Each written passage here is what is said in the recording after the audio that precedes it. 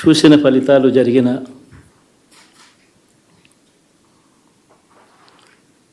పరిస్థితులు చూస్తే నిజంగా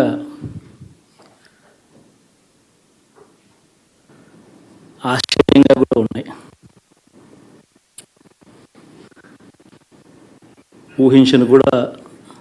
ఊహించలేదు ఇలా జరుగుతుందని, ఇలా వస్తాయని కూడా. బట్ ఎస్,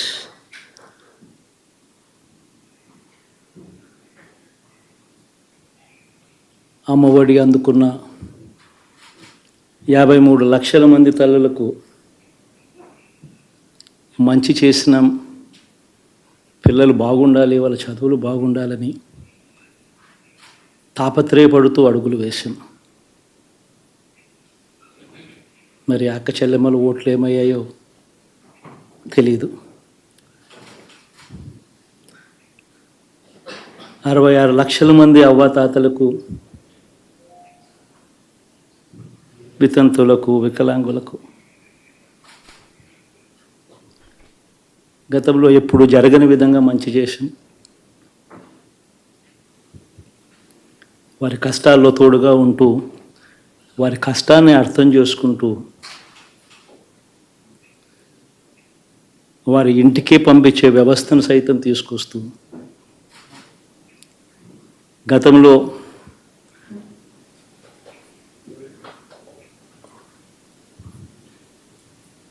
మా ప్రభుత్వం అధికారంలోకి రాకమునుపు ఇస్తా ఉన్న చాలని పెన్షన్ నుంచి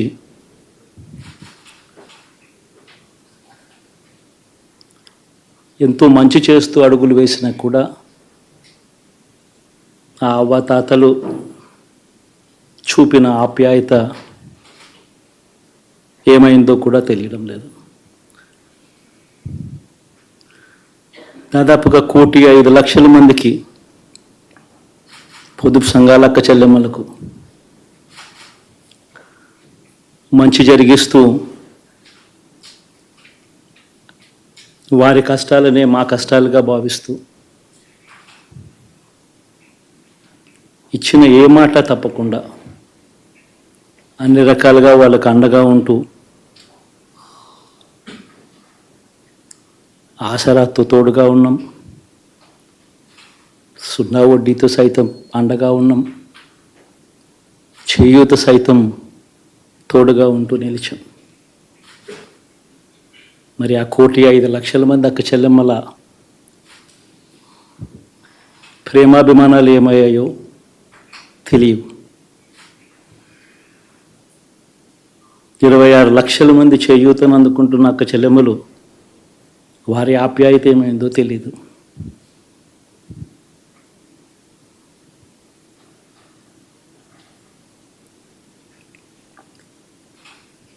పిల్లల చదువుల కోసం ఏ తల్లి ఏ తండ్రి ఇబ్బంది పడకూడదు అని మొట్టమొదటిసారిగా పూర్తి ఫీజులు ఇస్తూ తీసుకొచ్చి అందగా నిలిచాం. చదువుల్లో ఎప్పుడూ చూడని మార్పులు తీసుకొచ్చాం. దాదాపుగా 12 లక్షల మందికి సంవత్సరానికి మంచి జరిగిస్తూ,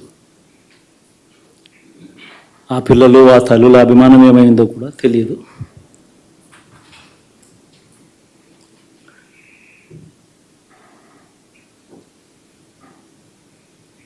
దాదాపుగా 54 లక్షల మంది రైతన్నలకు గతంలో ఎప్పుడూ చూడని విధంగా, జరగని విధంగా పెట్టుబడికి సహాయంగా అందించే కార్యక్రమం మొట్టమొదటిగా జరిగింది మన ప్రభుత్వం వచ్చాకే.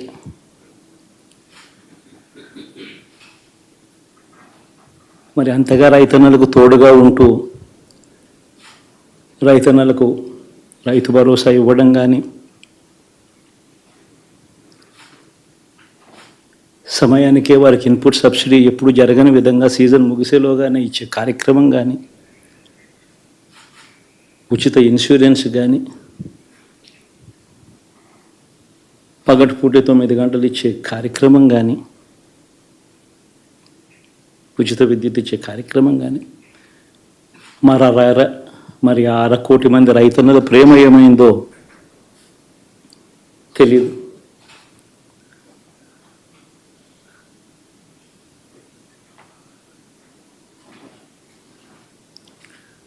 మరి ఇన్ని కోట్ల మందికి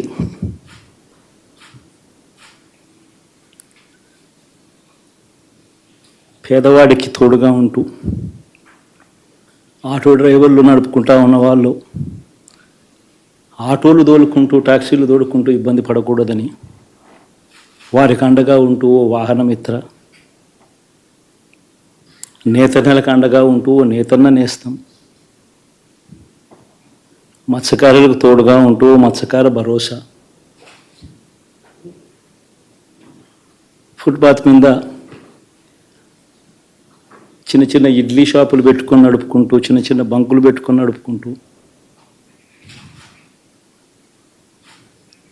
చిన్న చిన్న వ్యాపారాలు చేసుకుంటా ఉన్న వీళ్లకు, నా అక్క చెల్లెమ్మలకు, నా అన్నదమ్మలకు మంచి జరగాలని ఆరాటపడుతూ వాళ్ళకు ఒక తోడు, నా రజకులకు, నా నాయి బ్రాహ్మణులకు, నా టైలర్లకు అని అండగా ఉంటూ వారికి ఒక చేదోడు. మరి ఇన్ని లక్షల మందికి ఇంత మంచి చేసి,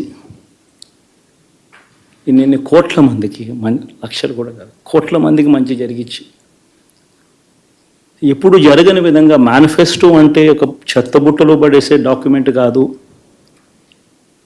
ఒక మేనిఫెస్టో అంటే ఒక బైబిల్ అని, ఒక ఖురాన్ అని, ఒక భగవద్గీత అని మొట్టమొదటి రోజు నుంచి కూడా భావిస్తూ ఏకంగా 99% వాగ్దానాలు అమలు చేసి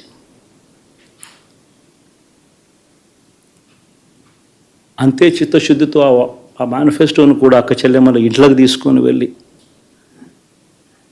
చూపించి మీరే టిక్కు పెట్టండి అనే నిబద్ధత గల ప్రభుత్వంగా పనిచేసాం.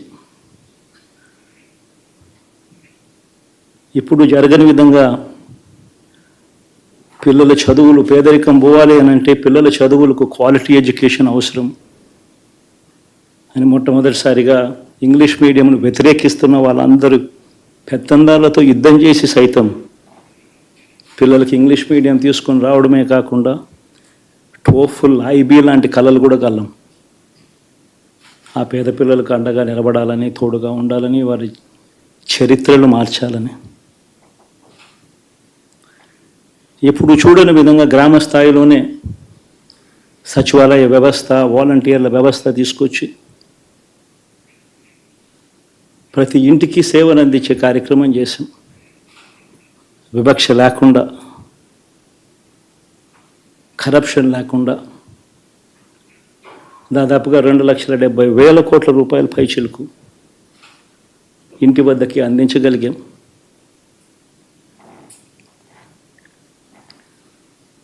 ఇప్పుడు చూడని మార్పులు తీసుకురావడమే కాకుండా ఒక చదువుల రంగం అయితేనేమి, ఒక విద్యారంగం, ఒక వ్యవసాయ రంగం అయితేనేమి, ఒక వైద్య రంగం అయితేనేమి, ఏ పేదవాడు ఎప్పుడూ ఇబ్బంది పడకూడదు అని ఎప్పుడు ఊహించని విధంగా మార్పులు తీసుకొస్తూ పేదవాడికి అండగా నిలబడగలిగాం. విమెన్ ఎంపవర్మెంట్ అంటే ఇది, మహిళా సాధికారత ఇది అంటే ఇది అని ప్రపంచానికి చాటి చెప్పగలిగాం. సోషల్ జస్టిస్ అంటే, సామాజిక న్యాయం అంటే ఇది అని ప్రపంచానికి చూపించగలిగాం. మరి ఇన్ని గొప్ప మార్పులు చేసిన తర్వాత, ఇన్ని కోట్ల మందికి మంచి జరిగిన తర్వాత మరి అభిమానం ఏమైందో, ఆప్యాయత ఏమైందో తెలీదు.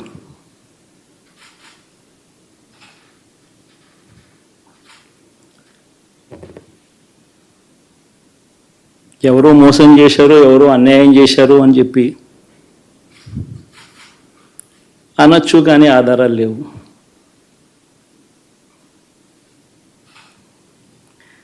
ఏం జరిగిందో దేవుడికి తెలుసు. పెద్ద నేనైతే చేయగలిగింది ఏమీ లేదు. ప్రజల తీర్పు తీసుకుంటాం,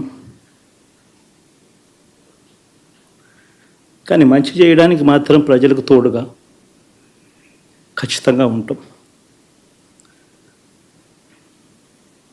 వాయిస్ ఆఫ్ ది వాయిస్లెస్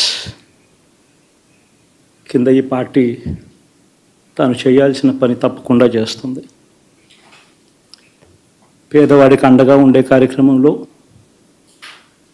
ఎప్పుడూ కూడా పేదవాడికి తోడుగా ఉంటూ గలం విప్పుతుంది, పేదవాడికి అండగా నిలుస్తుంది. పెద్ద పెద్ద వాళ్ళ కూటమి ఇది, ఢిల్లీలో సైతం శాసించే పరిస్థితుల్లో ఉన్న కూటమి ఇది.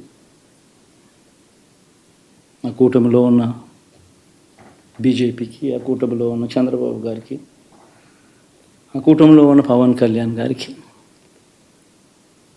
అందరికీ కూడా వాళ్ళ గొప్ప విజయానికి అభినందనలు.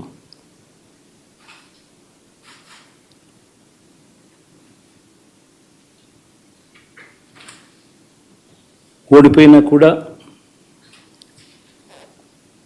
నా ప్రతి కష్టంలో కూడా తోడుగా అండగా నిలబడిన నా ప్రతి నాయకుడికి, ప్రతి కార్యకర్తకు, ప్రతి వాలంటీర్కు, ప్రతి ఇంట్లో నుంచి వచ్చిన ప్రతి స్టార్ క్యాంపెయినర్గా నాకు తోడుగా నిలబడిన నా అక్క చెల్లెమ్మలకు, అన్నదమ్ములకు, మీ అందరికీ మనస్ఫూర్తిగా మీ అందరికీ కూడా కృతజ్ఞతలు తెలియజేస్తా ఉన్నాను.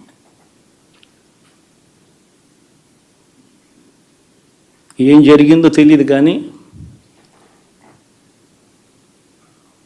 ఏమి చేసినా, ఎంత చేసినా ఇంకా 40% ఓటు బ్యాంకు మాత్రం తగ్గించలేకపోయారు. ఖచ్చితంగా మళ్ళీ ఇక్కడి నుంచి లేస్తాం.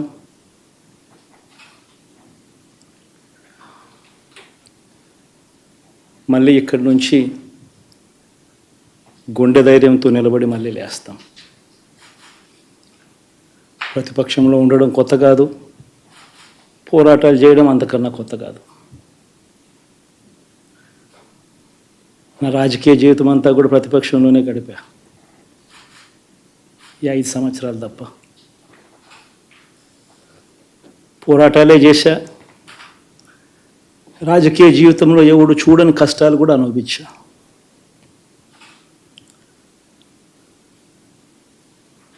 ఇప్పుడు అంతకన్నా కష్టాలు ఏదైనా పెట్టినా కూడా సిద్ధంగా ఉన్నాం, సిద్ధంగా ఎదుర్కొంటాం. ఆల్ ది వెరీ బెస్ట్ గవర్నమెంట్లోకి వచ్చిన వాళ్ళకు. Thank you.